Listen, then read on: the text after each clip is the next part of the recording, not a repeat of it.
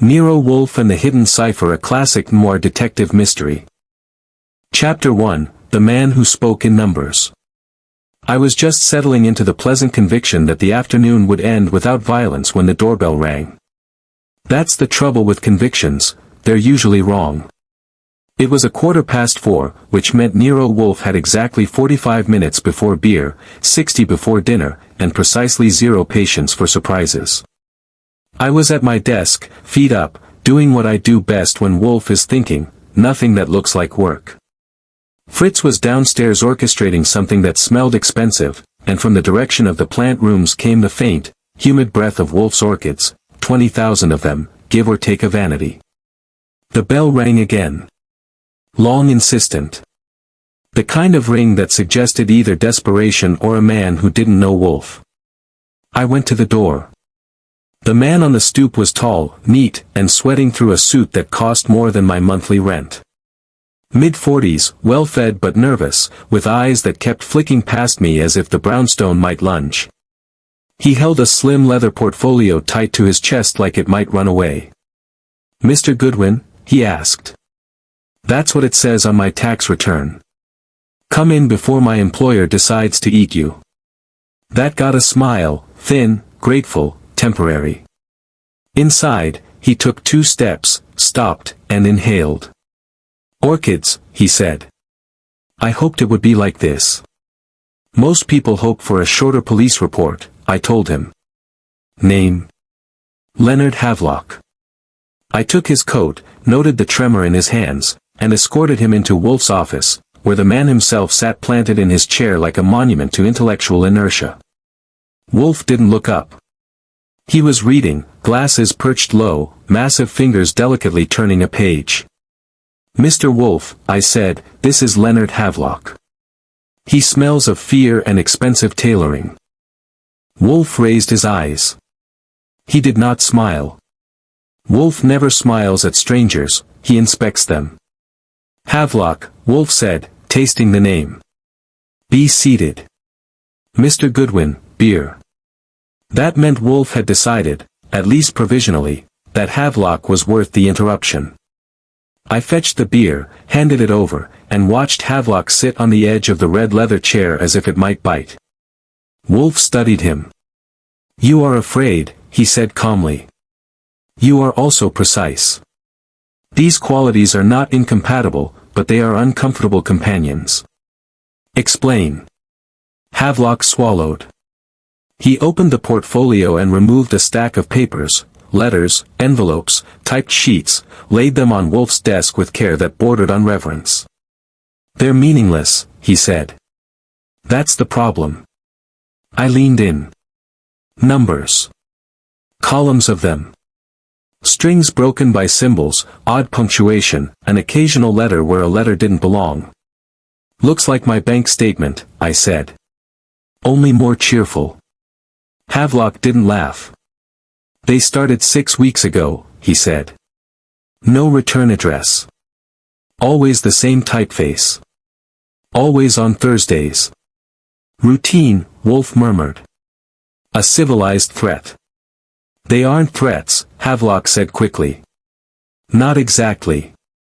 But each one is, closer. More specific. They reference things no one should know." Wolfe's eyes sharpened. "Such as?" Havelock hesitated. "Then, a dinner in 1939. A name I have never spoken aloud. A mistake." Wolfe leaned back a fraction of an inch, which for him is a physical flourish. "And you believe these communications are enciphered?" "I'm certain of it. I studied mathematics at Columbia. I've tried every known system. It's wrong. Broken. As if designed to fail unless one understands why it fails." That got Wolfe's full attention. He reached for the letters. I watched Havelock while Wolfe read. The man's eyes were locked on Wolfe's face, hunting for reassurance like a drowning man scans the horizon. "Who would benefit from your discomfort?" Wolfe asked without looking up. Havelock opened his mouth. Then he didn't finish the sentence. He made a small, surprised sound, Like a man realizing he has missed a step, and slumped sideways out of the chair. I was on him before he hit the carpet. Wolfe. I checked for a pulse. Nothing. His skin was already going cold in a way that suggested he'd made up his mind about dying before he rang our bell. Wolfe did not rise. He stared at the body with a mixture of annoyance and intellectual curiosity. "Mr. Goodwin," he said, "kindly summon the police. Also, refrain from contaminating the scene further. Your enthusiasm is noted but unnecessary." "Next time I'll let him bounce," I said. "Any preferences? Homicide or the welcoming committee?" "Inspector Kramer," Wolfe said. "I wish him to be unhappy promptly." While I made the call, I noticed something else. Havelock's portfolio had fallen open. Inside, beneath the letters, was a scrap of paper torn from a notebook. On it was a single line. 17 to 4, 22 to 9. No symbols. No explanation. Just numbers. I pocketed it. The police arrived with their usual enthusiasm for my employer's furniture. Kramer was gruff, suspicious, and disappointed that Wolfe hadn't committed the murder personally. "Heart," the medical examiner said. "Looks natural." Wolfe sniffed. "Appearances are notoriously deceptive." Kramer glared at him. "You got something, Wolfe?" "Yes," Wolfe said serenely. "A corpse, an unfinished explanation, and a cipher that should not exist." "I am intrigued." After they took the body away, the office felt emptier than it should have. Wolfe rang for beer. I handed it over and produced the scrap of paper. "Found this on our late guest," I said. Wolfe examined it. His eyes narrowed, then softened with pleasure, the way they do when his brain finds a toy. "Ah," he said. "This is not part of the cipher." "Good," I said. "Because it looks like a bad combination to a worse locker." Wolfe smiled. Actually smiled. Briefly. "Mr. Goodwin," he said, "you will begin your legwork immediately. Mr. Havelock did not come here to die. He came to confess something without using words. And someone made sure he didn't finish the sentence." "Precisely." I grabbed my coat. Outside, New York was doing what it always does, honking, sweating, pretending it had no secrets. I hailed a cab and looked at the numbers again. 17. 4. 22. 9. Whatever they meant, someone had killed to keep them hidden. And knowing my luck, they were about to start talking. Chapter 2, A Cipher That Shouldn't Exist. If you want to measure the speed of gossip in New York, you don't need a stopwatch. You just need to watch Inspector Kramer's face when he walks into Nero Wolfe's office and sees I'm not alone. The morning after Leonard Havelock died on our rug, Wolfe was back in his yellow chair as if bodies were seasonal decorations, and I was back at my desk pretending to be calm. The letters were spread across Wolfe's desk in a neat, accusatory fan. Fritz had served breakfast with extra sternness, which is his way of mourning my peaceful schedule. Wolfe had spent the night doing what he calls consideration, and what I call sitting and glowering. He hadn't moved from routine, orchids at 9, beer at 11, lunch at 1. Only his eyes gave him away, too focused, too pleased. I was halfway through my second cup of coffee when Kramer barged in, hat jammed down, coat open, irritation leading the way. "You two keeping anything from me?" he demanded. "No," I said. "We're sharing everything. Want some of my coffee? It tastes like despair." Kramer ignored me and aimed at Wolfe. "The me says Havelock's heart gave out. Natural. But he was 44, healthy, and scared. That don't sit right." Wolfe's voice was mild. "Many things do not sit right, Inspector. That is why you stand so often." Kramer made a sound like a file scraping iron. "You got anything solid?" Wolfe lifted a sheet of paper delicately, like it might explode. "These communications. They are not random. They are, how shall I phrase it, a sophisticated indecency. Kramer glanced at the numbers and symbols and shrugged. Looks like code. It is a cipher, Wolfe said, but one constructed to be imperfect. A conventional cipher strives for consistency. This one contains deliberate contradictions, repetitions where there should be none, shifts in pattern, errors that are not errors but signals. Kramer blinked. Signals for what? For someone capable of seeing them. I said, in other words, somebody wrote a crossword puzzle that only one guy can solve, and then got nervous when that guy decided to hire Wolfe instead. Kramer looked from me to Wolfe. So you're working it? I am considering it, Wolfe corrected. Mr. Havelock expired before terms could be negotiated. Kramer snorted. Terms. A man dies in your office and you're still haggling.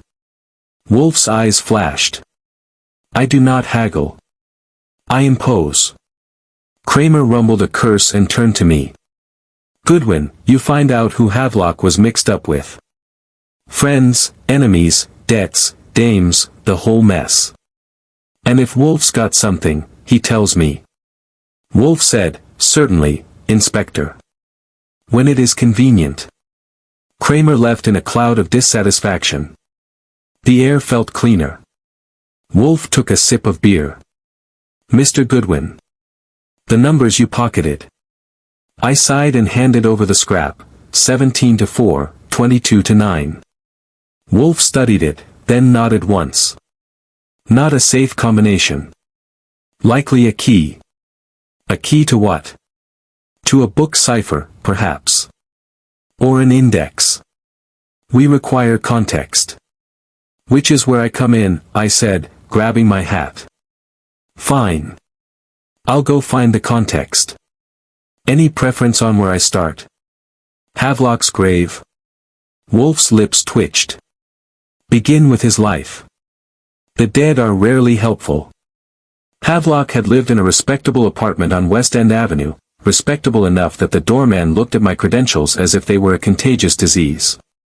Police? He asked. Not today, I told him. I'm a private citizen with a talent for asking questions people hate. He didn't like that anymore, but money has a way of smoothing a man's conscience. I rode up, let myself into the apartment with a key the police had forgotten to be sentimental about, and got to work. The place was tidy, expensive, and nervous.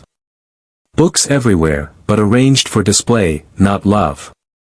A desk with papers stacked like soldiers. No photographs except one framed black and white of a group of men in tuxedos around a banquet table, old enough that the suits had shoulders like battleships. I leaned in and read the caption on the back, penciled in a careful hand. The Athenaeum Circle, 1940. There were 5 men in the photograph. One was younger Havelock, stiff as a lamppost. Another was a familiar face, Dr. Lionel Prentice, the historian who wrote fat books about the Founding Fathers and smiled on television like he owned the past.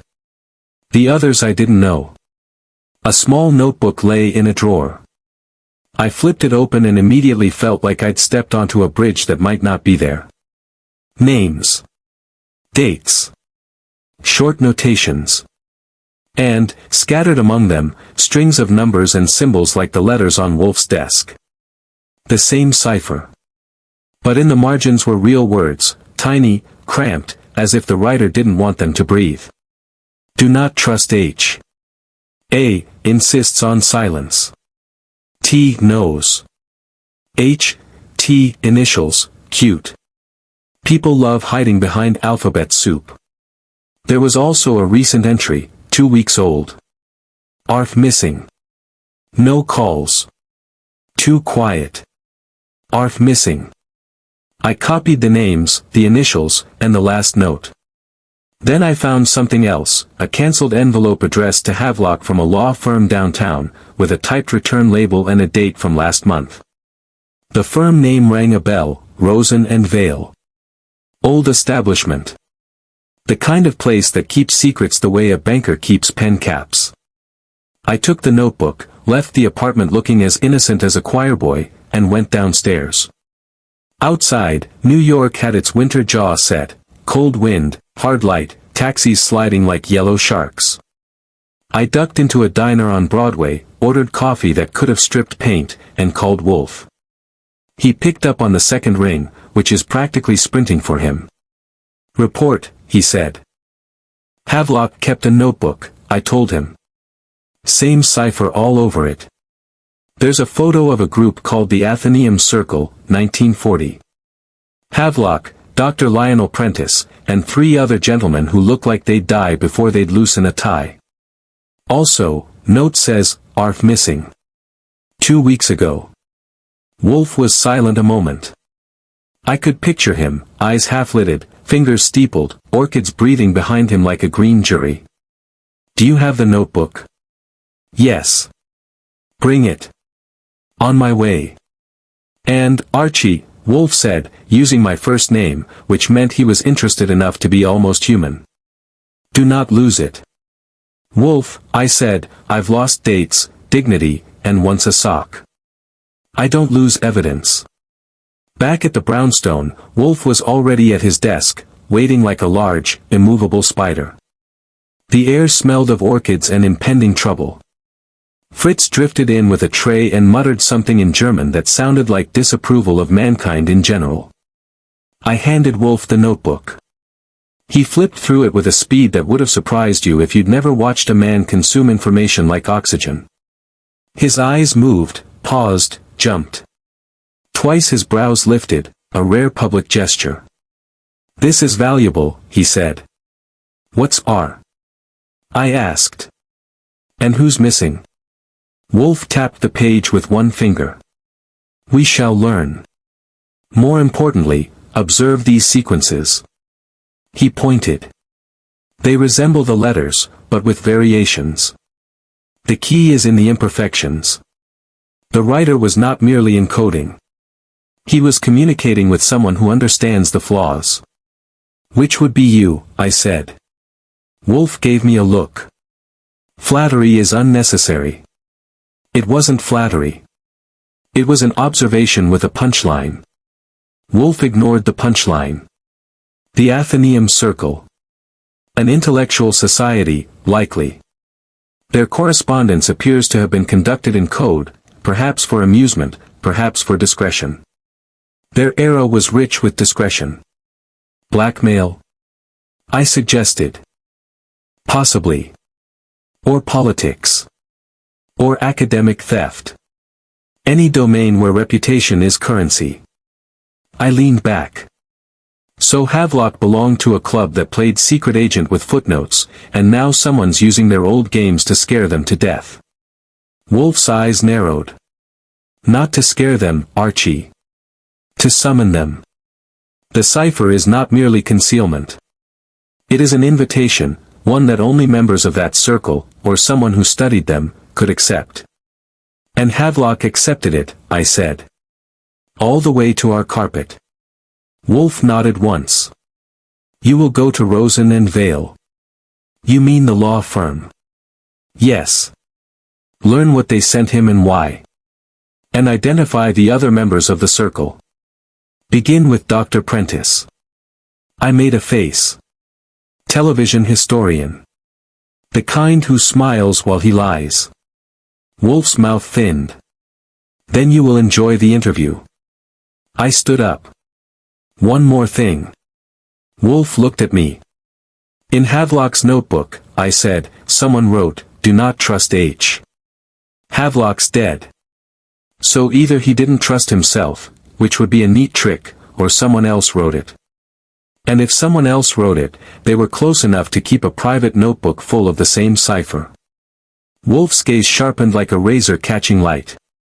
Excellent, Archie. He said it softly, and I felt the room tighten, as if the orchids themselves were listening. Now, Wolfe added, settling back into his chair with the satisfaction of a man whose day has become properly complicated, go. I will remain here and think. It is what I do best.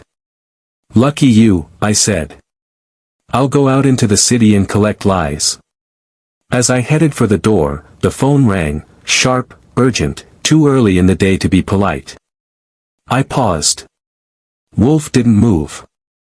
I picked it up. Nero Wolfe's office. A woman's voice, tight, controlled, trying not to shake. Is this Archie Goodwin?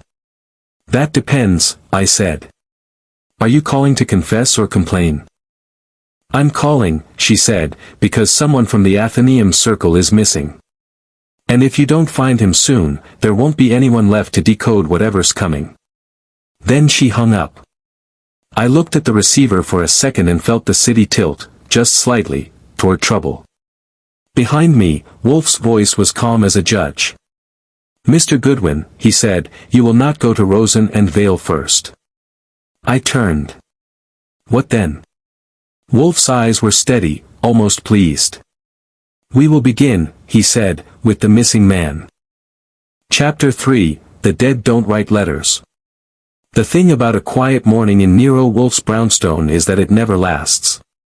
Quiet, in that house, is a loaded revolver lying on the desk with the safety off. It looks harmless until it decides otherwise. It was just past 11, beer time. Wolfe was planted in his chair, the great man immovable, glass raised, orchids breathing softly behind him like a tropical jury. I was at my desk, sorting names, dates, and half-formed suspicions into piles that refused to stay sorted. The phone rang. I picked it up. Nero Wolfe's office. There was a pause, too deliberate. Then a voice came on, calm, educated, and irritatingly confident. Mr. Wolfe, the voice said. I trust you are enjoying your beer. I felt my eyebrows climb. You're speaking to Archie Goodwin, I said. And if you know Wolfe's schedule, you're either a friend or a problem. A problem, the voice said pleasantly. Please tell Mr. Wolfe that the cipher is incomplete. He will appreciate the irony. Click. The line went dead. I stared at the receiver, then at Wolfe. That, I said, wasn't a wrong number. Wolfe had not moved. He had, however, stopped drinking. Repeat the message. I did. Wolfe's eyes narrowed, not in anger, but in concentration. Did the caller identify himself? No. But he knew your beer schedule. That narrows it to half of Manhattan, Wolfe said. Still, it is presumptuous. Presumptuous is one word, I said. Threatening is another. Wolfe shook his head. Not a threat. A provocation. He wishes me to respond. Well, congratulations, I said. You're responding. Before Wolfe could reply, the doorbell rang. I went to answer it with a bad feeling tugging at my spine. The man outside was a uniformed messenger, hat in hand, eyes averted, envelope held out like it might explode. For Mr. Nero Wolfe, he said. I took the envelope. It was heavy paper, cream-colored, expensive.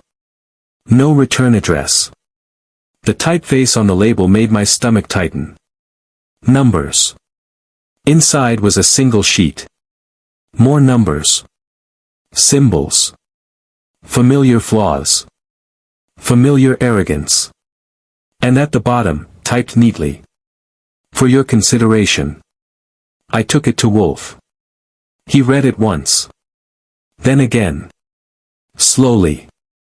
His breathing changed, not faster, but deeper.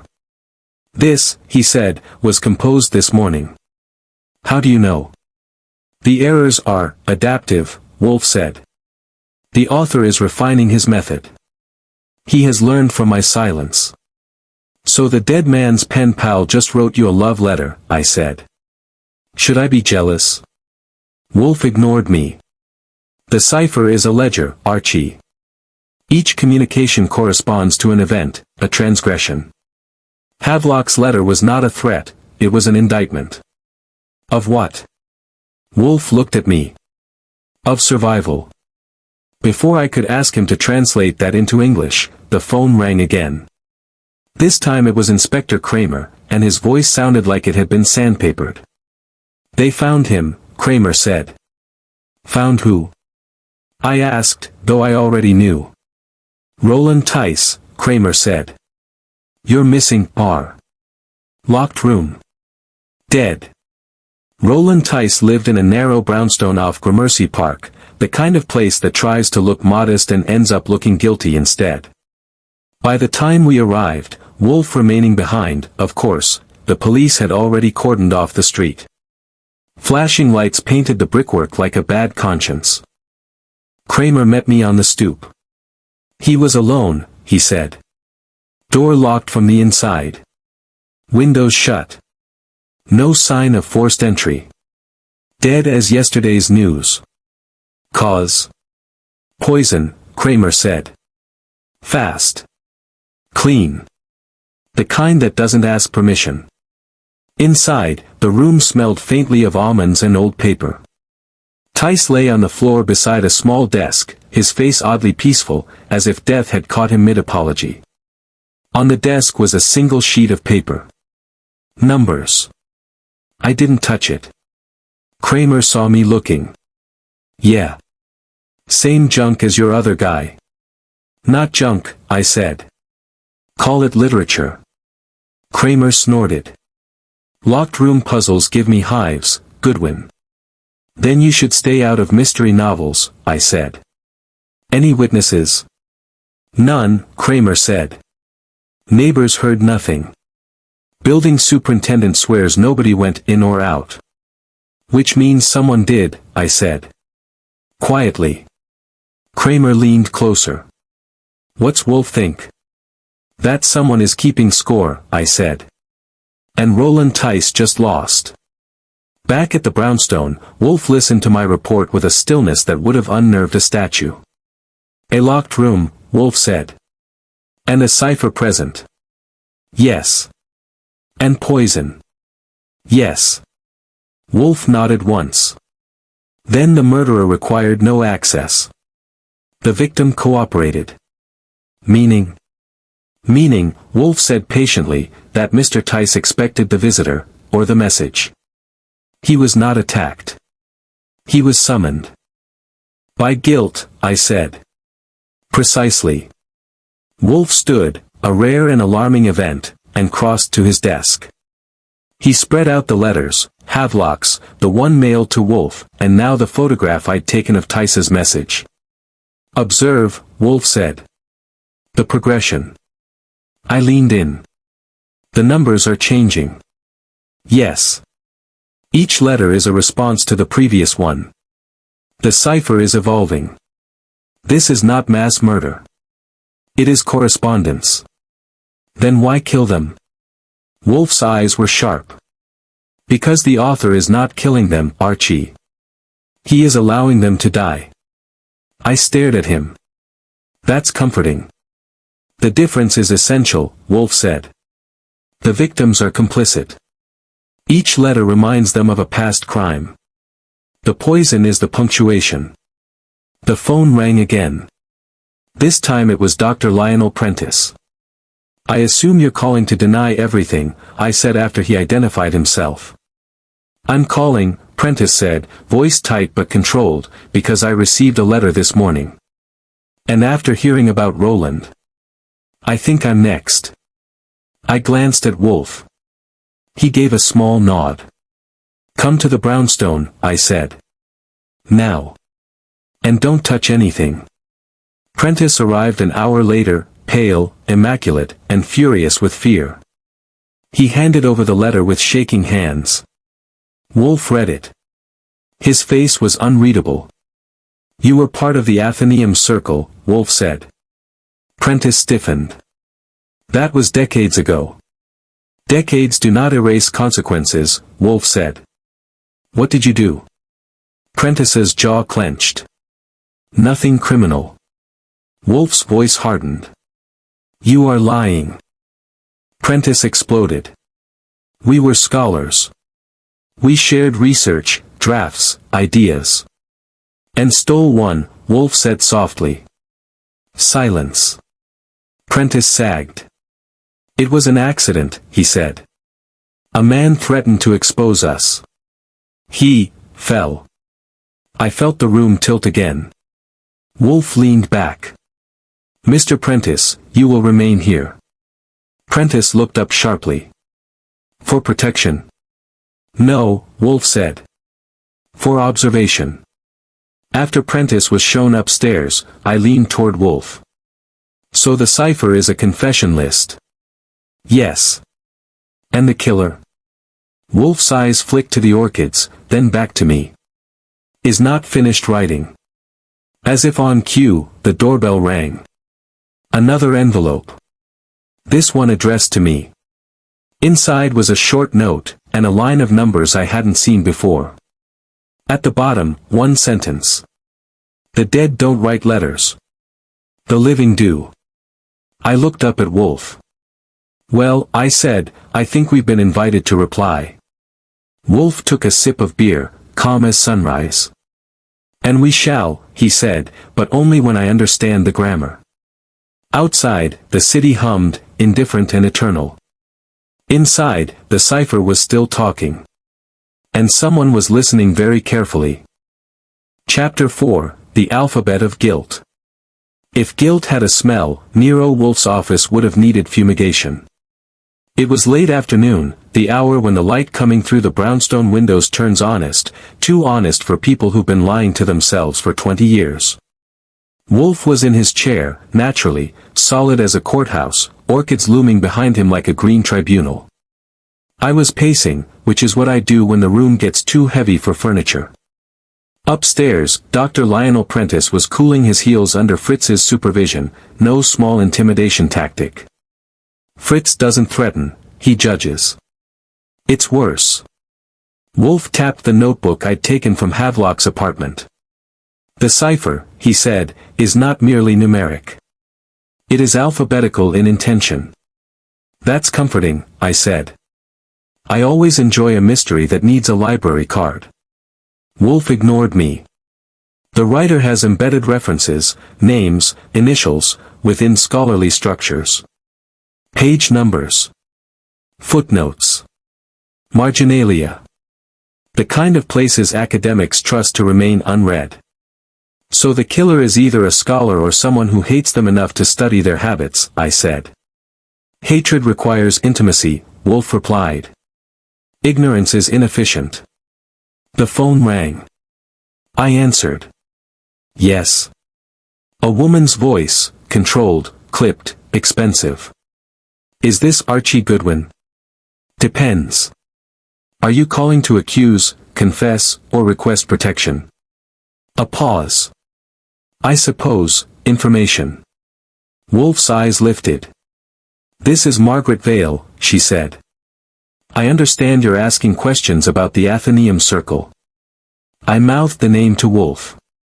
He nodded once. Mrs. Vale, I said, if you're part of the alphabet soup that's killing people, I recommend you come down here in person. Another pause. Then, very well. I'll be there in 40 minutes. She arrived in 35. Margaret Vale was tall, precise, and carried herself like a woman who had never asked permission in her life. Her coat was perfectly cut, her expression perfectly guarded. If fear was present, it had been trained not to show itself.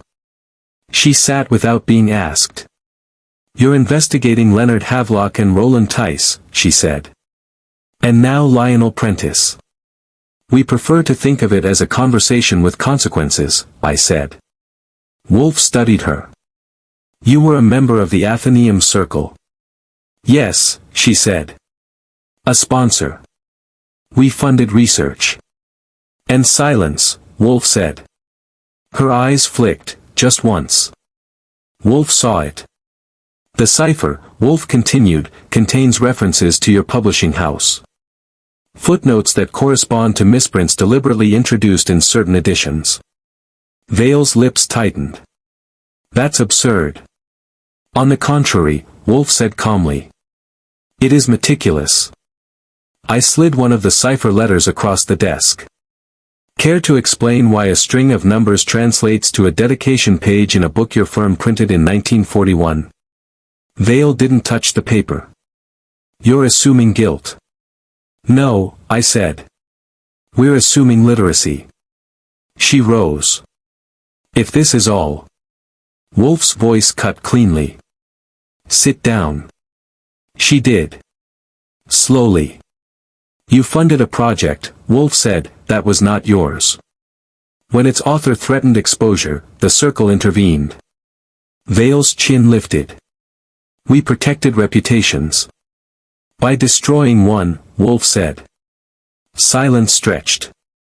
Even the orchid seemed to lean in. You are not the killer, Wolfe said at last. But you are afraid. Vale exhaled, sharp. Because I know who might be. Before she could elaborate, the doorbell rang again. I opened it to find a man who looked like he'd been trying very hard not to exist. Thin, nervous, eyes darting. He clutched a hat like it might float away. Arthur Bell, he said. I was told to come. Wolfe's eyes sharpened. Indeed. Arthur Bell was the publisher's editor, quiet, overlooked, indispensable. The kind of man whose name appears in acknowledgments, never headlines. He sat, sweating. You edited the works, Wolfe said. You saw the drafts. Bell nodded. Yes. And the theft. Bell swallowed. Yes. And the suicide that was not a suicide. Bell's hands shook. We didn't kill him. No, Wolfe said softly. You watched him die. Bell broke. He was ruined, he whispered. They said it would destroy everything. Everything, I said, except his life. The phone rang again. I answered automatically. Goodwin, Inspector Kramer barked. You better sit down. I'm already sitting, I said. It's the company that worries me.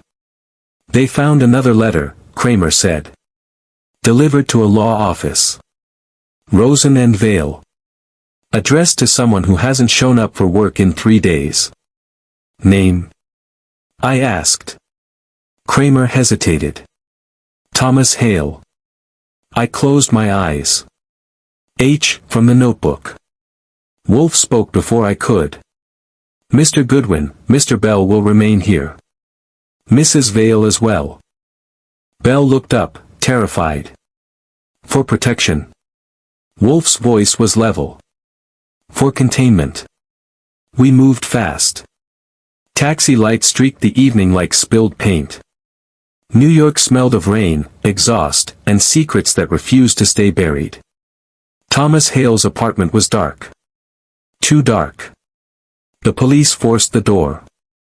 Hale lay on the bed, alive but unconscious. On the nightstand, a glass, untouched, and beneath it, a folded sheet of paper. Numbers. At the hospital, Wolfe arrived later, unhurried as a verdict. He examined the paper while Hale slept under sedation. The cipher, Wolfe said, is escalating. Each letter strips away denial. So who's writing them? I asked. Wolfe didn't answer immediately. He watched Hale breathe. Someone who was present, Wolfe said finally. Someone ignored. Back at the brownstone, the suspects sat in separate rooms, the air thick with unsaid words. Wolfe returned to his chair, beer in hand, orchids glowing. The alphabet of guilt, he said. Havelock. Tice. Hale. Prentice. Vale. Bell. Someone skipping letters, I said. Wolfe's eyes met mine. Yes. And that scares you? No, Wolfe said. It pleases me. Why? Because order, Wolfe said, is emerging from chaos. I leaned back, tired, wired, alive. And the killer? Wolfe lifted his glass. Is correcting a footnote. Outside, the city hummed on, indifferent. Inside, the alphabet was nearly complete, and someone was preparing to add the final letter. Chapter 5, The Cipher Cracks.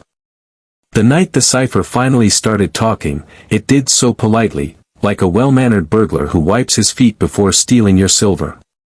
It was close to midnight.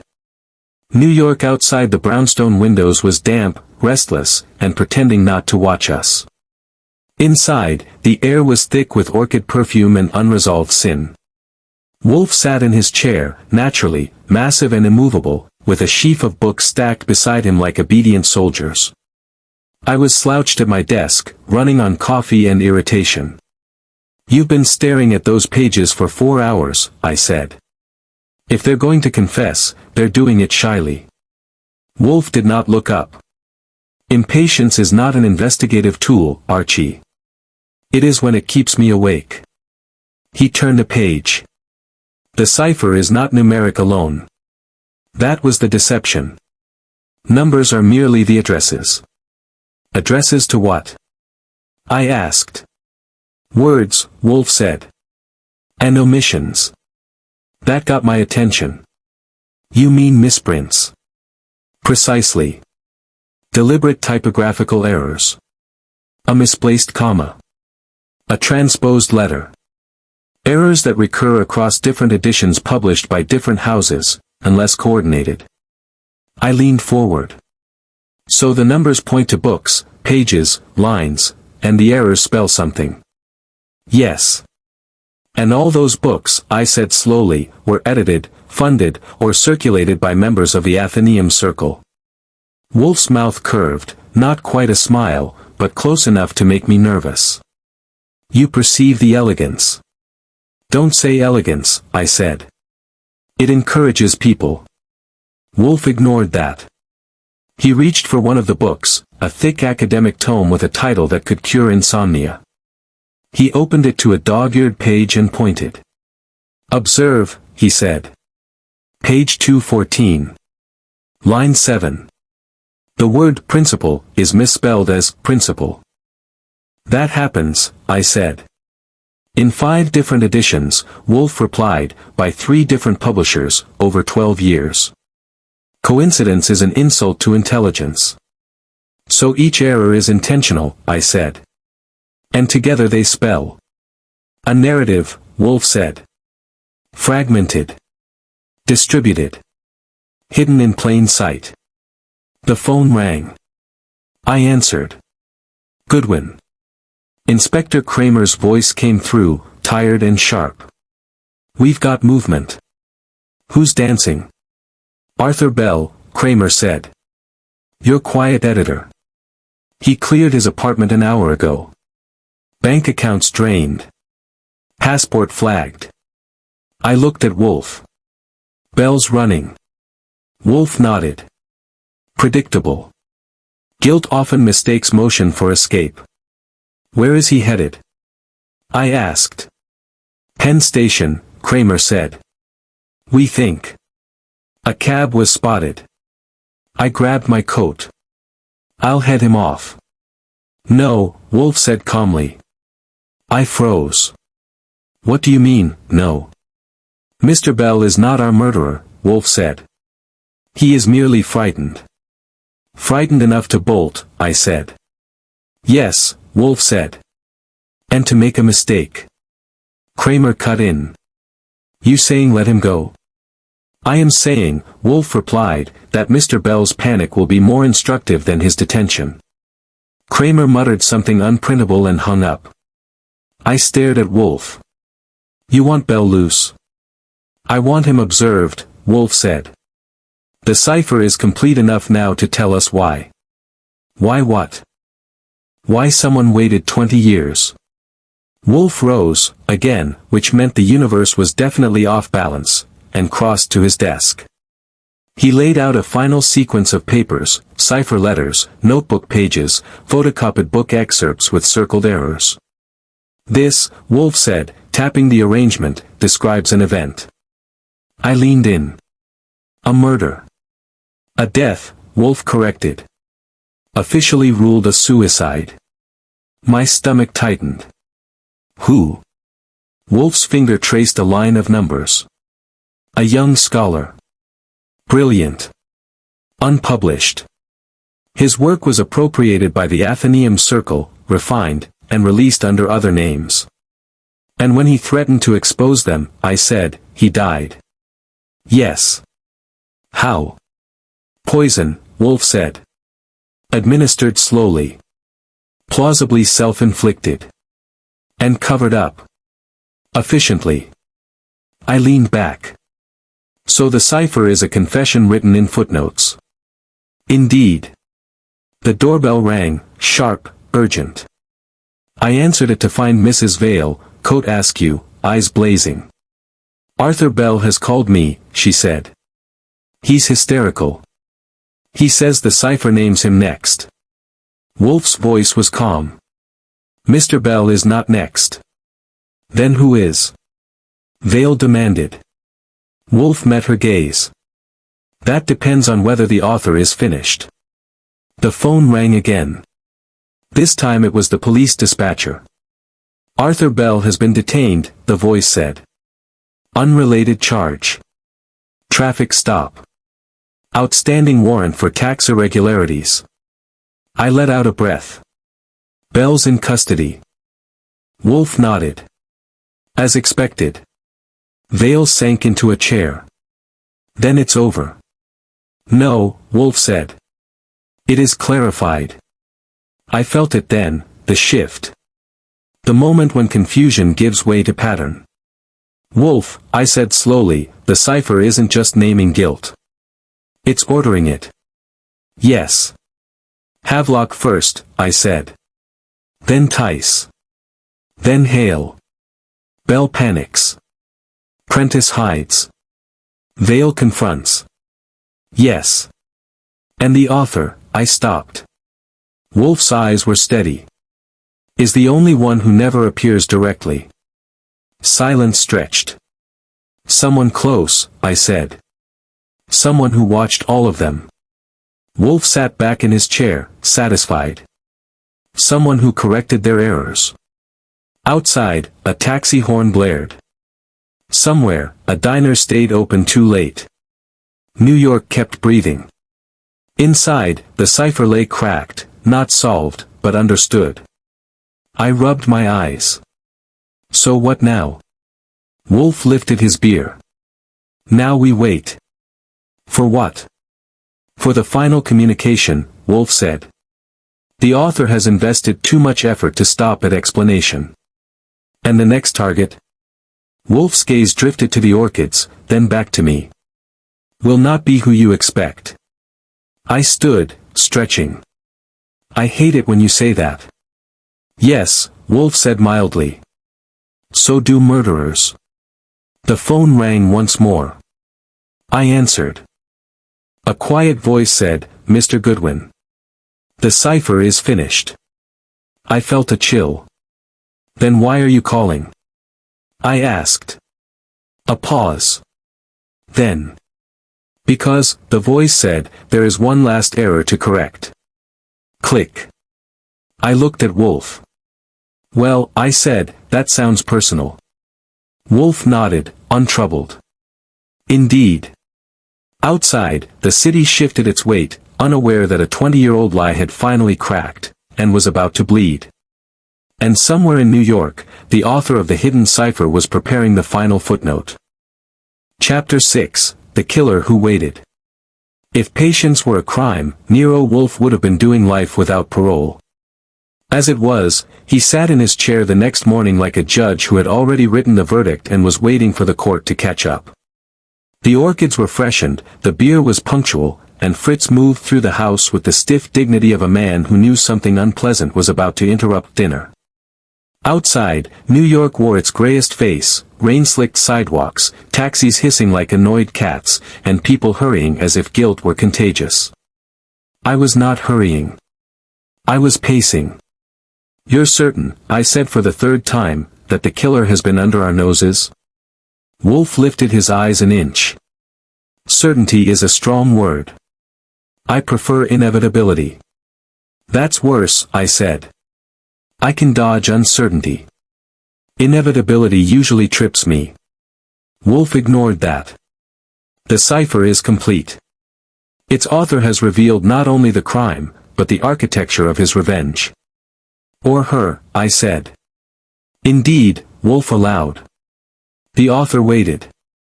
Studied. Learned the habits of scholars, editors, benefactors. Learned how to hide truth where only the guilty would see it. And then started mailing reminders, I said. With poisoned punctuation. Yes. The phone rang. I answered. Goodwin, Inspector Kramer growled. You sitting down? I'm always sitting down when you call, I said. What's wrong? We just finished interviewing Arthur Bell, Kramer said. He broke. Bell breaks if you look at him sternly, I said. What did he say? He says the cipher writer isn't Prentice, Vale, Hale, or him, Kramer said.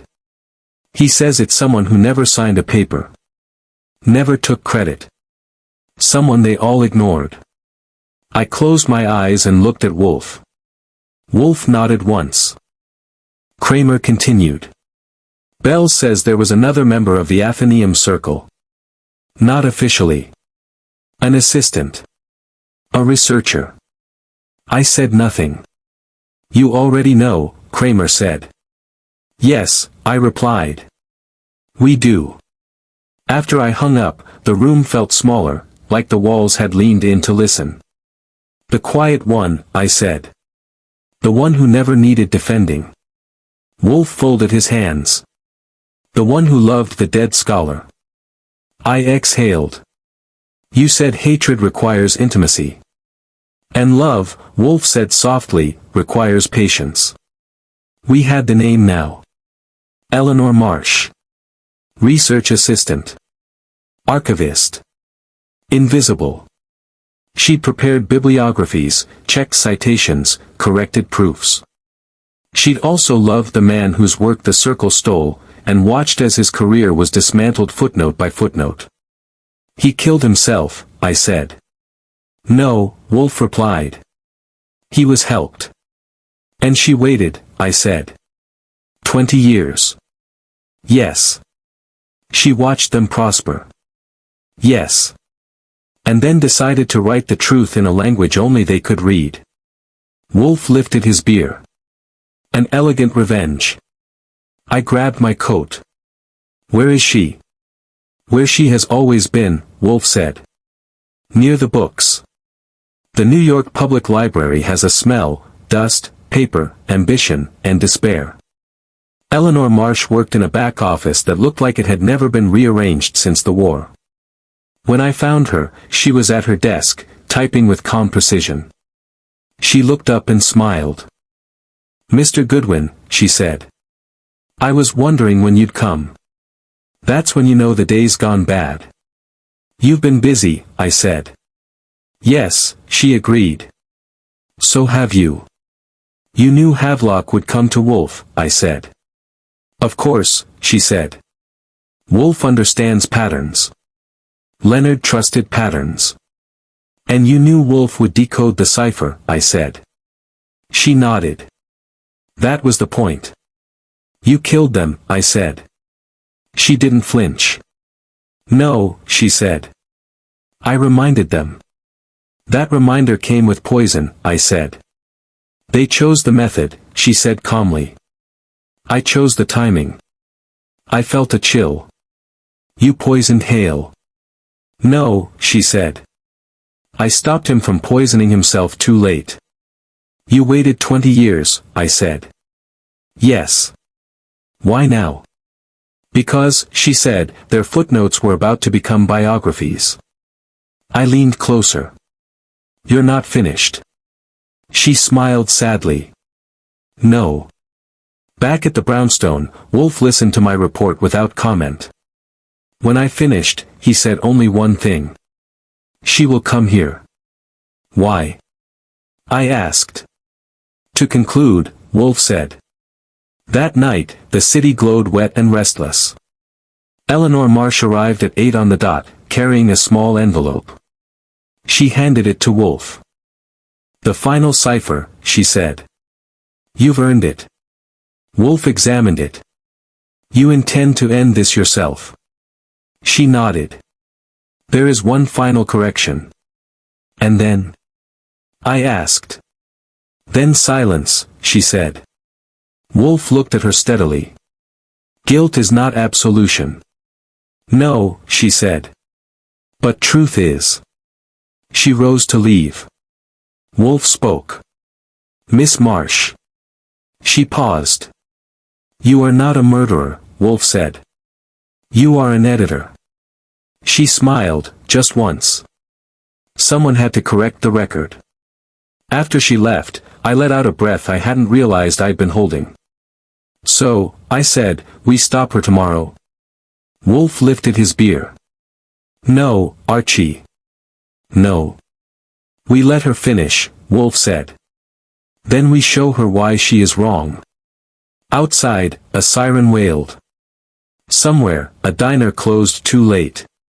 Inside, the killer who had waited 20 years was preparing the final line.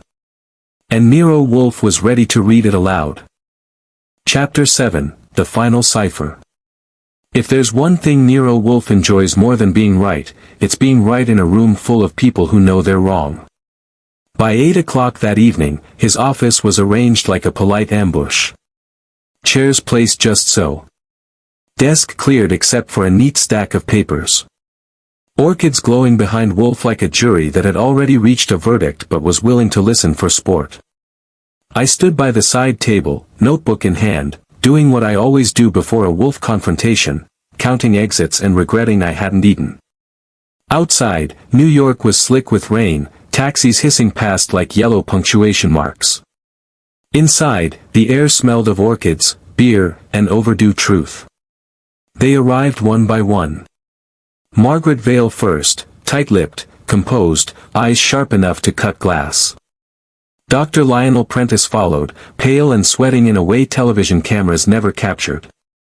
Arthur Bell was brought in last, escorted by Inspector Kramer, who looked like he'd rather wrestle a subway turnstile than sit through another Wolfe lecture. Everyone sat. Wolfe did not. He waited until Fritz closed the door, then lowered himself into his chair with ceremonial gravity.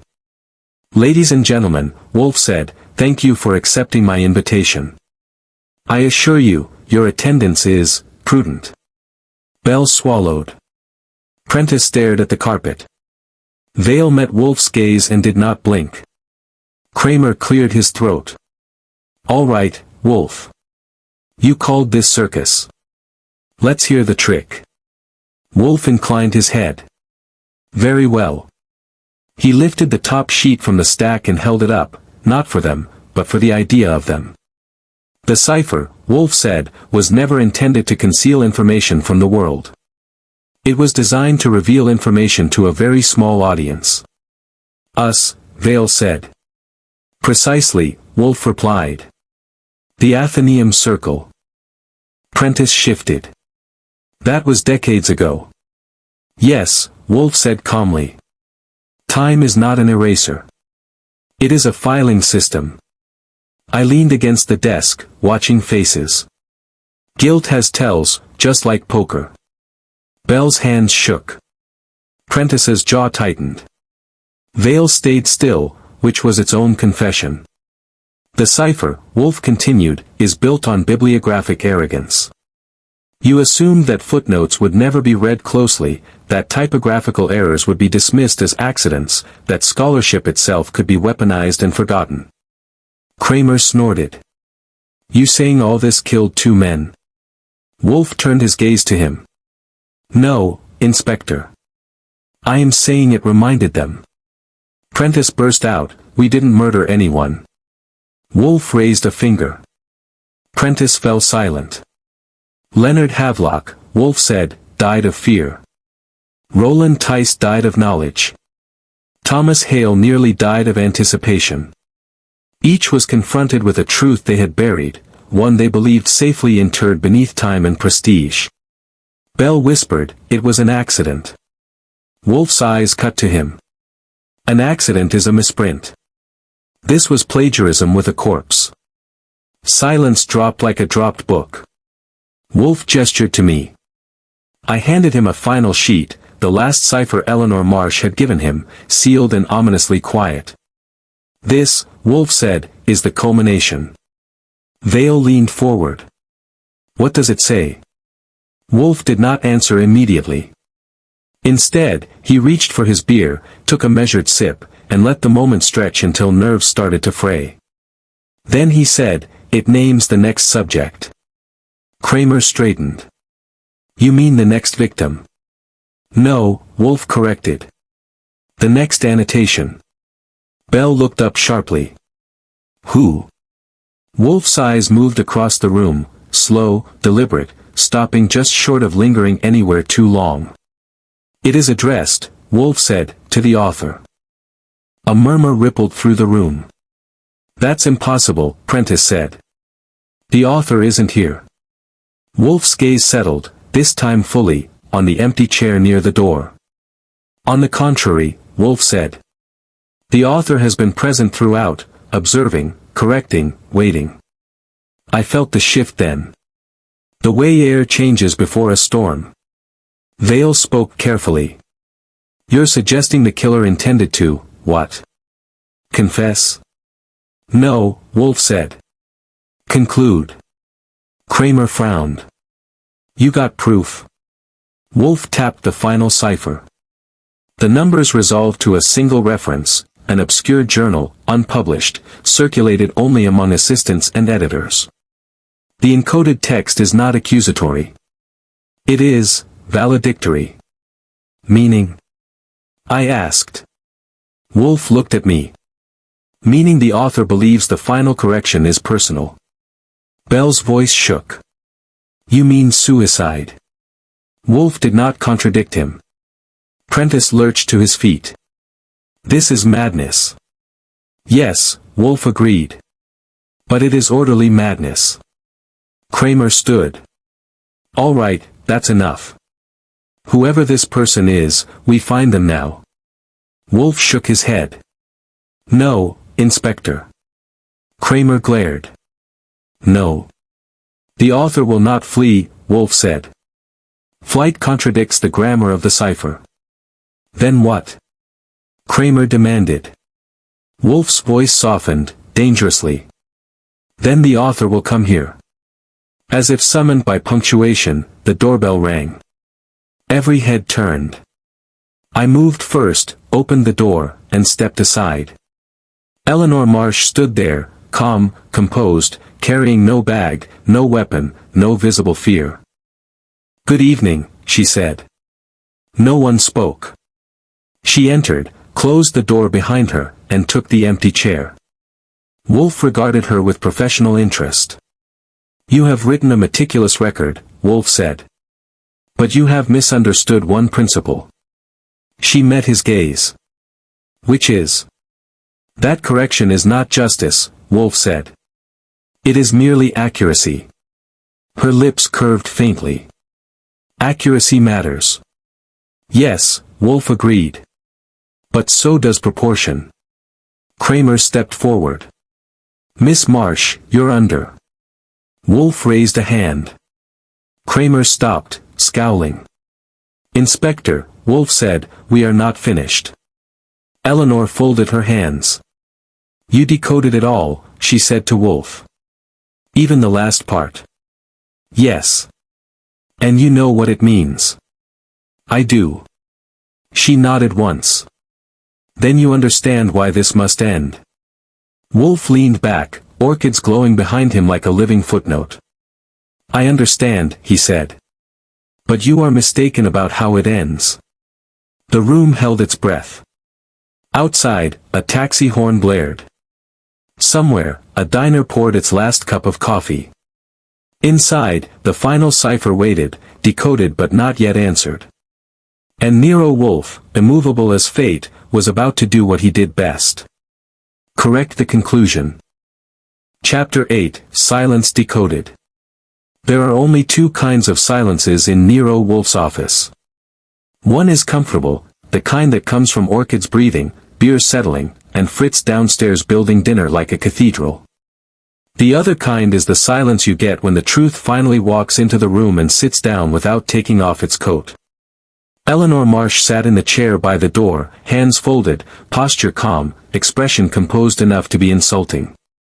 Across from her, Margaret Vale looked like she'd swallowed a razor and was trying not to bleed in public. Dr. Lionel Prentice kept dabbing his forehead with a handkerchief that was losing the fight. Arthur Bell sat hunched in his chair as if he'd like to fold himself into a footnote and be forgotten. Inspector Kramer stood near the desk, face hard, eyes moving from one suspect to the next like he was picking a target. And Nero Wolfe, massive, unhurried, and perfectly centered, sat in his yellow chair with an air of patient ownership, as if the entire drama were simply a noisy interruption between beer and dinner. Wolfe's voice was soft when he finally spoke. "Miss Marsh. You have written the final cipher." Eleanor nodded once. "Yes. You intended it as an ending." "Yes." Wolfe lifted his eyes. "To what?" "To the lie," she said, without heat. "To the theft. To the way they rewrote him." Bell flinched at the pronoun. Prentice swallowed so hard I heard it. Vale's hands tightened on her purse. Wolfe leaned back a fraction. "Name him." Eleanor's calm cracked, not much, just enough to show a seam. "Daniel Rourke," she said. The name hit the room like a dropped book. "Daniel Rourke," Wolfe repeated. "The young scholar whose research you assembled, whose citations you verified, whose drafts you watched being altered." "You watched them steal," Eleanor corrected, and her voice sharpened for the first time. "I watched them turn him into a ghost." Kramer barked, "Enough. Miss Marsh, you're under arrest for the murders of Leonard Havelock and Roland Tice and attempted murder of Thomas Hale." "No," Wolfe said. Kramer glared at him. "No. No," Wolfe repeated, and there was steel under the silk. "You are incorrect, Inspector." Kramer's nostrils flared. "You telling me she didn't do it?" "I am telling you," Wolfe said, "that she did not murder them." Eleanor's gaze flicked to Wolfe. "You're defending me." "I am correcting you," Wolfe said. "There is a difference." I cleared my throat. "Wolfe, if this is one of those times you plan to be technically right while Kramer grows ulcers, let's at least do it with style." Wolfe ignored me. He looked at Eleanor. "Mr. Havelock died in my office. The medical examiner declared natural causes. Yet you arranged his visit." "Yes," Eleanor said quietly. "I sent him the first letter. He'd understand it. He was the one who kept the old keys." "And you anticipated his fear would destroy him," Wolfe said. "I anticipated his conscience," she replied. "He had one, once. It was buried, but it was there." Wolfe nodded. "Roland Tice died of poison in a locked room. Yet no forced entry. No struggle. He was alone." Eleanor's voice was flat. "He wasn't alone. He had his memories." Wolfe's eyes sharpened. "And his habit." Vale blinked. "Habit?" Wolfe's gaze moved to her. "You do not know everything about your circle, Mrs. Vale. Mr. Tice had a private infirmity. He kept a vial of cyanide salts, an antiquated remedy for a condition he imagined he possessed. He told himself it was for emergencies. It was, in fact, for cowardice." Bell whispered, "Roland had that?" Prentice looked sick. "We didn't." Wolfe lifted a hand. Silence. "Your protest is irrelevant." I said, "Wolfe, are you saying Marsh didn't poison Tice, he did it himself?" Wolfe nodded once. "She provided the cue. Not the poison." Kramer snarled. "That's still homicide." "Perhaps," Wolfe agreed, "but not as you envision it. Miss Marsh did not break into a locked room. She did not administer a toxin. She reminded an already guilty man of the method by which Daniel Rourke was helped to die." The temperature in the room dropped. Eleanor's face went pale. "You know," she whispered. Wolfe's voice was calm. "Of course I know. The cipher is not merely an accusation. It is a map. And maps reveal routes traveled before." Prentice stood up abruptly, chair scraping. "We didn't kill him." He was unstable. He threatened. Wolfe's eyes snapped to him. He threatened to tell the truth. Prentice's face reddened. We protected your careers, Wolfe finished. Vale spoke, controlled. There was a scandal brewing. He was going to publish. It would have destroyed everything. Everything, I said, except your dinner invitations. Kramer barked at Prentice, sit down. Prentice sat, shaking. Wolfe turned back to Eleanor. Thomas Hale was found unconscious. He intended suicide. You ensured he acted before he could be persuaded otherwise. Eleanor nodded. Hale was the one who bought the poison, she said. He kept it. For years. He didn't sleep. He drank. He was already dying. I only shortened the waiting. Wolfe's voice softened. And you waited 20 years. Yes, Eleanor said, and something in her broke free. 20 years of watching them sign their names over his work. 20 years of hearing his phrases in their lectures. 20 years of seeing them praised for footnotes I wrote, citations I compiled, proofs I corrected, while he became a rumor. Belle's voice cracked. Eleanor, we didn't think. No, she snapped. You didn't. There was a small movement near her coat. I tensed, habit. New York teaches you that people who look calm have pockets. But Wolfe didn't move. He watched her like a man watching a chess piece hover over the board. Eleanor took out a small object and placed it on the table beside her chair. A vial. Clear glass. A white powder clinging to the bottom like snow. Kramer swore and stepped forward. Don't. Wolfe's voice cut in, precise. Stop, Inspector. Kramer froze, teeth grinding. Wolfe. She has not opened it, Wolfe said. If you lunge, you will provoke. If you wait, you will understand. I said, carefully, Eleanor, what's that? The last correction, she said quietly. The final cipher wasn't for them. It was for me. Wolfe nodded, as if confirming a calculation. You encoded your own conclusion. A final footnote, editor's death. Eleanor looked at Wolfe. It's fitting. No, Wolfe said, and his voice grew heavier. It is lazy.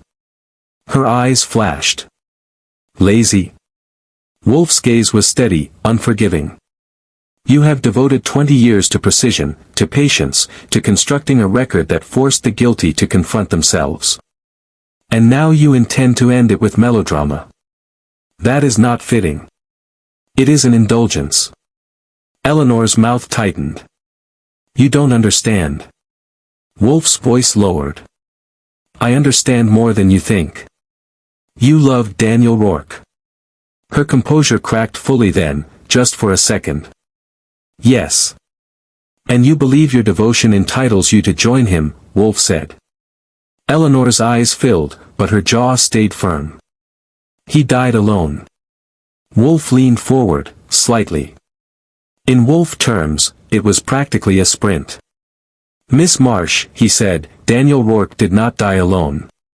He died surrounded by thieves. Silence. Wolfe continued, your death will not punish them further. It will relieve them. It will allow them to say, she was unstable. She was obsessed. She was mad. They will bury your truth beneath your body. Vale flinched. Belle's eyes widened. Prentice swallowed. Eleanor stared at Wolfe, breathing shallowly. You want justice, Wolfe said. Then live long enough to see it executed. Kramer took a step. Wolfe. Wolfe raised a finger without looking away from Eleanor. Kramer stopped again, furious. I said, softly, Eleanor. Wolfe's right. If you die, you become their excuse. Eleanor's gaze flicked to me. And if I live? Wolfe's voice was crisp. Then you testify. You surrender your documents. You expose their theft and their complicity in Daniel Rourke's death. You allow the law to do what you could not, name the crime plainly. Eleanor's hands trembled. They'll destroy me. Wolfe's eyes hardened. They already tried. He gestured toward the stack of papers on his desk. You have what they fear, the map. The cipher. The key. And the truth, decoded. Eleanor's breath hitched. She looked at the vial again, then at the faces around the room, Vale's controlled terror, Belle's collapse, Prentice's sweat, Kramer's rigid readiness. Finally, she slid the vial across the table toward Wolfe. Wolfe did not touch it. He nodded to me.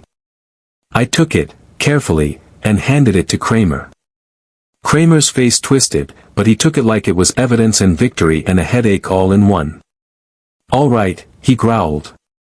Miss Marsh, you're coming with me. And so are you three, for questioning. Vale's composure finally cracked. You can't. Kramer's grin was humorless. Watch me. Fritz appeared in the doorway at that exact moment, as if summoned by drama.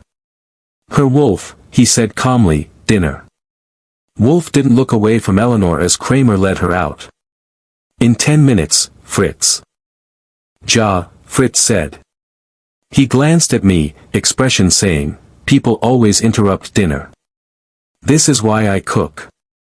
When the last of them had gone, the guilty, the frightened, the furious, the office felt suddenly too quiet. The orchids glowed softly, innocent as ever. I exhaled. So that's it. Wolfe lifted his beer. No, Archie. That is the beginning of consequence. I rubbed my eyes. You know what gets me? A woman spends 20 years building a perfect cipher, and the real code was just, guilt. Wolfe's mouth tightened, almost sympathetic. Guilt is the most enduring cipher. It is written in the mind, hidden in routine, and decoded only when one is forced to read it aloud. I looked at the stack of letters. What do we do with them? Wolfe's eyes drifted to the fireplace. We end their usefulness. I gathered the papers, carefully, because paper can be as dangerous as poison, and fed them to the fire. The flames caught, curled, ate the numbers and symbols until all that remained was ash. Outside, New York kept moving, taxis, rain, neon, shadows. The city didn't care about footnotes or stolen scholarship or a dead man named Daniel Rourke. Inside, Nero Wolfe settled deeper into his chair, the great immovable detective returning to the only routine that ever truly satisfied him. Archie, he said, you will wash your hands. Why? I asked. Because, Wolfe said, you have been handling guilt. I snorted, but I went. And as the water ran and the house filled with the scent of Fritz's dinner and Wolfe's orchids, I couldn't help thinking that the most dangerous cipher of all wasn't written in numbers. It was written in people, quietly, patiently, until someone finally forced it into the light.